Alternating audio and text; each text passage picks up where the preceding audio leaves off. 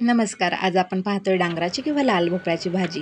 तर लाल भोपळा अगोदर स्वच्छ धुवून घ्यायचा आहे, त्याचं साल काढून टाकायचे आहेत.